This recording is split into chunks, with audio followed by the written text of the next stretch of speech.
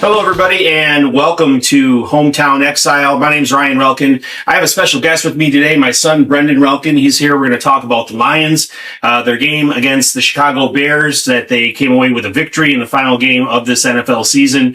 And we're going to talk a little bit about the Pistons. But let's start with the Lions, Brendan. What did you think about the win today? I thought it was a good win, honestly. I thought it was the way they should end the season. Ending it on, a loss would be, a good feeling, in my opinion, considering how the last couple of years, the week 18 games have been, how big they've been, and kind of how they shaped the team. But I thought it was good to see Goff sling the ball around and everybody do their thing. Usual. Defense got to the quarterback one time. It was Hutch. And then to get a turnover was nice. It was just good to beat Ben Johnson. I didn't want to lose to Ben Johnson and have this thing in the air going into the offseason because there's already enough going on. And there's got to be a lot of changes going. So, well, you talked about changes, and I know the hot topic coming out of Detroit the early part of last week was, for some reason, Jared Goff. Now, you and I talked about this a few times over the last week, and we have a hard time understanding that. How do you have a guy who passed for over 4,000 yards, had 7 interceptions, and I believe 35 touchdowns after today? How was he on the hot seat? How was he the problem? The real problem to me was the interior offensive line and the injuries that they had up front, inability to protect. And even though they had a hard time protecting, he still had less interceptions than he had a year ago. Yeah, and that's big for Goff even, because when we've seen him in pressure moments, he's been really folding, and it was good to see that even though he got a lot of pressure on him this year and sacked a lot, it was good to see that he's able to get out of that and still perform pretty well, considering 7 interceptions and 35 touchdowns-ish. But yeah, I think that's where the problem is right there. Taylor Decker just announced he's retiring. Is that breaking news? About 3 hours ago. Wow, that's the first I've heard. So Taylor Decker is retiring. Yep, he announced that, I believe. That's not a surprise, by the way. No, I'm not shocked if Graham Glasgow goes too. So considering that, it would be Sewell, Ratledge, Mahogany. I mean, those are the guys that you want to return on that line. And then maybe Frazier. But no center, really. And I've noticed they've been switching around a lot at center, which is not good for a quarterback even. So that's another thing that you got to think about, too, with Goff. If you think he's performing bad, is he has a new center every week. So it's what are you going to do? And especially with these decision-making problems that Dan Campbell's had this season. I mean, he's made the same decisions every year, but it's he's really trying to force it. But yeah, I have some people I have in mind for the offensive line, especially Linderbaum from the Ravens, the center. He's probably my top guy to get this offseason. So they got Brad Holmes has to do that. He's got to dig into the lines, both sides, defensive and offensive, because if you don't get pressure, your cornerbacks look bad. If you get pressured, then your quarterback looks bad, and those are top 2 positions. Right, and we've talked a lot about we're going to talk about the draft in a couple minutes here, and some positions of need, obviously. So with that news that you just shared that I hadn't heard yet, with Taylor Decker retiring, that definitely means that offensive tackle is going to be probably at a premium. I've heard a lot of people predict that the Lions might trade down. I don't think they're going to be able to trade down. I think they may have to trade up. Just in what I've reviewed so far from the NFL draft and the prospects coming up, it looks like Utah has a couple of tackles who might be studs who are coming out. Alabama has a tackle. Miami has a tackle. So it's going to be interesting in these last 4 college football games coming up, semifinals and finals. Could be some future Detroit Lions playing in those games. We might get a chance to see that. You talked about Brad Holmes. You brought his name up, and he was the topic of discussion in the first episode that I hosted by myself last week. And I've had some real problems with his his role in what a disappointing season this has been. If I have to pick one person who I blame the most, it'd have to be Brad Holmes, because he didn't do what he needed to do to make the team better in the offseason. He went shopping at Dollar General. He brought back players like Marcus Davenport. We were forced to rely on people like Giovanni Manu, who played one season of college football in Vancouver, British Columbia. These mad scientist kinds of moves that he's been making. I guess my question, Brendan, is I'm not sure if I have faith in him to make the right choices to do what he needs to do to build the team. And it seems like this offseason, it's now or never for us Lions fans, long-suffering Lions fans. Right. And we'll probably see some guys leave, like David Montgomery and Anzalone, those two key guys. But honestly, that might be for the better to get these young guys in, like Rodrigo. He's a free agent too. Yeah, but he's cheaper and he's easier to get back, and he's been probably our best coverage guy outside of Anzalone for linebackers, because Jack Campbell's more of that downhill linebacker who will get you the tackles. And he's really stepped up this season. Pro Bowl year. He had a great year. He looks dominant out there. He was getting a lot of Urlacher comparisons today. Right. Yeah. And I mean, Brad Holmes can be congratulated for those picks and all that stuff, but when it comes down to it, he's got to get the moves going, especially since cap space will be kind of freeing up with Anzalone and Montgomery gone. Not a lot, but enough, I think, to sign a center at least. Well, I'm hearing too that Jared Goff, I have no doubt Jared Goff will do whatever it takes in order to help the salary cap situation. Right. If he has to restructure. I'm on Ross St. Brown as well. I think he has a $30 million cap hit. I think Goff's cap hit is $70 million next year. Those guys are going to do whatever it takes. That's one of the reasons I think that they're guys that we want on this team, because they are about the team. And I part of me on, inside kind of emotionally feels I want Dan Campbell to be successful. I want Jared Goff to be successful. I want Amon-Ra St. Brown to be successful, because I think that for Lions fans, I think that their journey to get to the NFL, it resonates with us. We understand what it means to work hard. We understand what it means to fail. We understand what it means to be underestimated. And, I just want to see those guys be successful. And that's why I don't like when I feel like, Brad Holmes I feel he's being cavalier about his job as general manager, and then showing up at press conferences with his villains sweatshirt on and wearing those stupid jerseys that they wore during the draft. Right. I think that the fun and games are over with. And another thing too, I think next season, I want to see less focus on the social media and all the other things that outside of the locker room, outside of the facility, that the Lions players seem to be working on this year. And I want to refocus on football, because I think that they maybe got their eyes off the target and maybe got a little bit complacent this year too. Yeah, you could say that with the St. Brown podcast.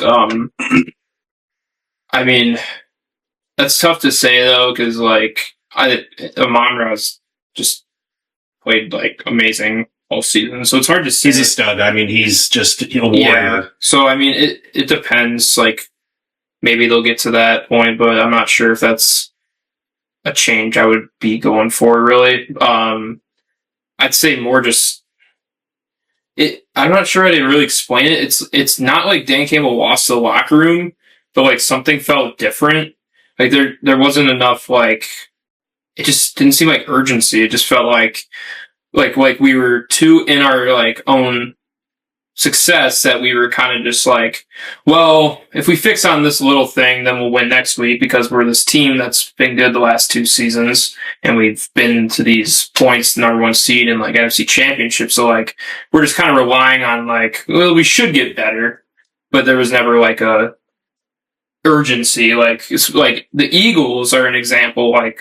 The things they did during the trade deadline, getting Jalen Phillips for 4th, 3rd round, right? And he's been pretty solid for that defense. I mean, you've seen the Eagles defense winning them games constantly, because the Eagles offense has been lackluster, especially with Jalen Hurts not throwing it as well as he's been able to, and Saquon not being even near who he's been.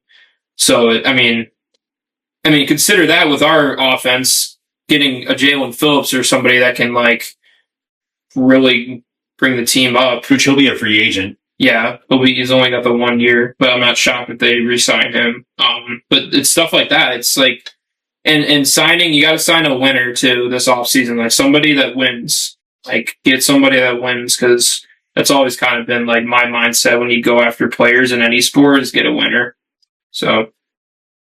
One thing I think that we should talk about as well, because you kind of brought up just a sense of a feeling of a change from Dan Campbell, from the team, like the lack of maybe a sense of urgency, if you will.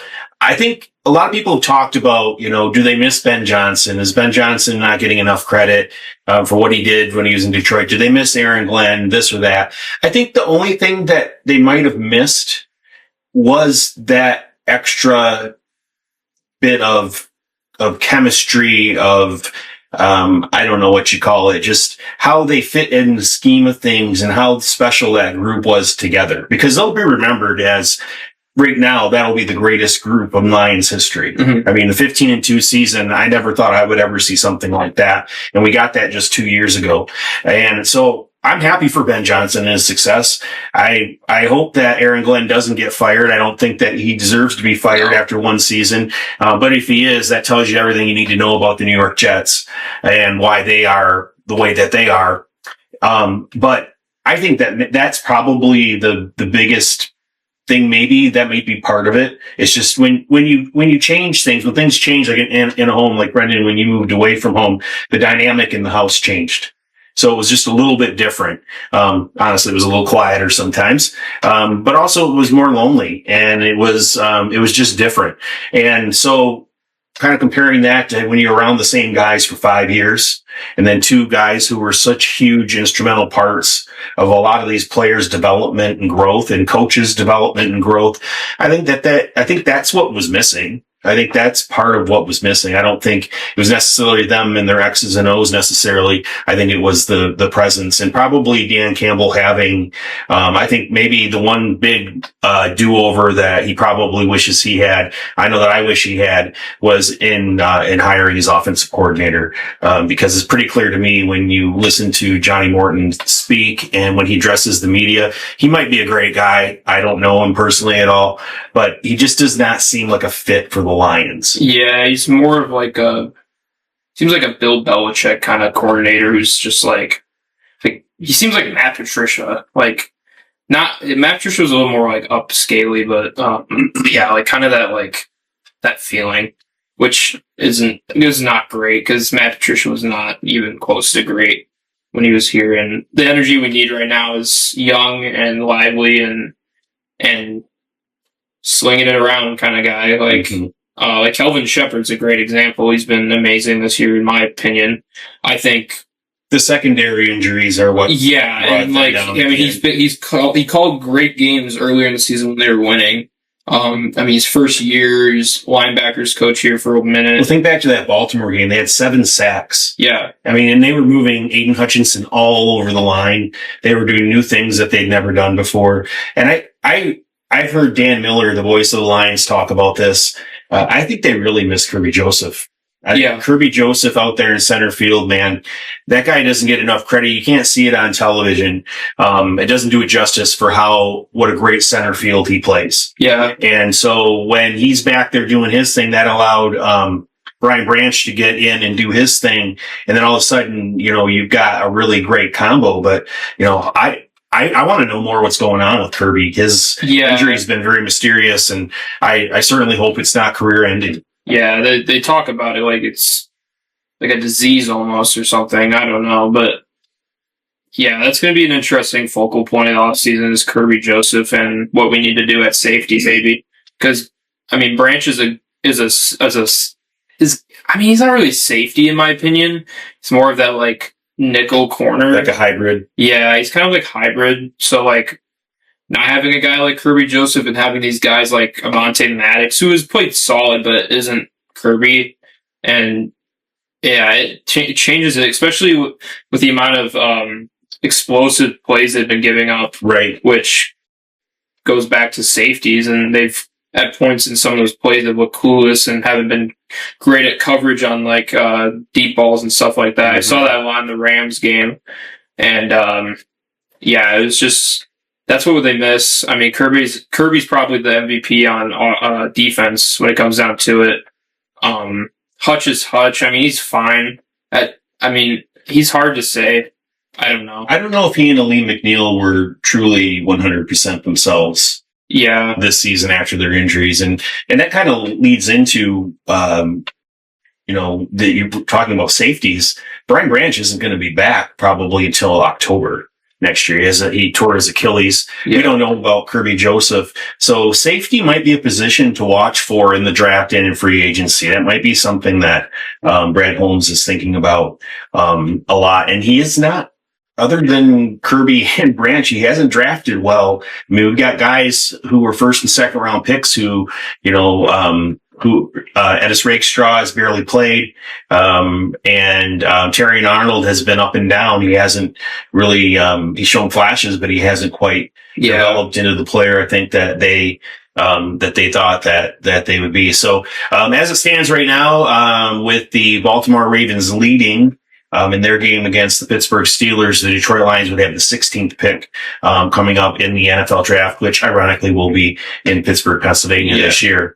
So let's shift gears a little bit from the Lions and let's talk a little bit about the Pistons.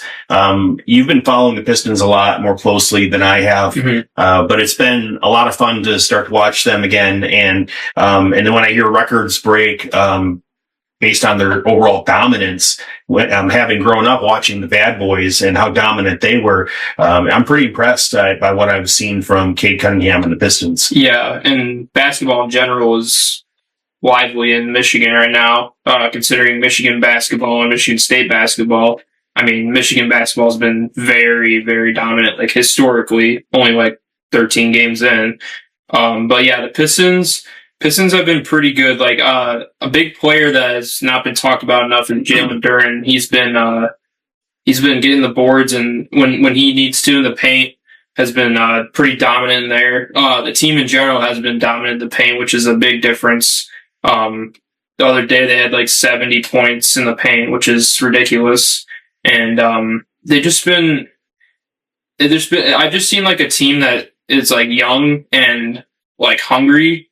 And so, like, they've just been throwing the ball around. It's just been like a globetrotter kind of thing. They've just been going around, throwing the ball around, and they just look good. Like, chemistry's good in Detroit, and JB Bickerstaff has got a lot of credit there because what he came into was not great at all. And to be first-year playoffs, having a playoff win for the first time since 2008, which I was born in 2006, so kind of shows that there's been really nothing happening.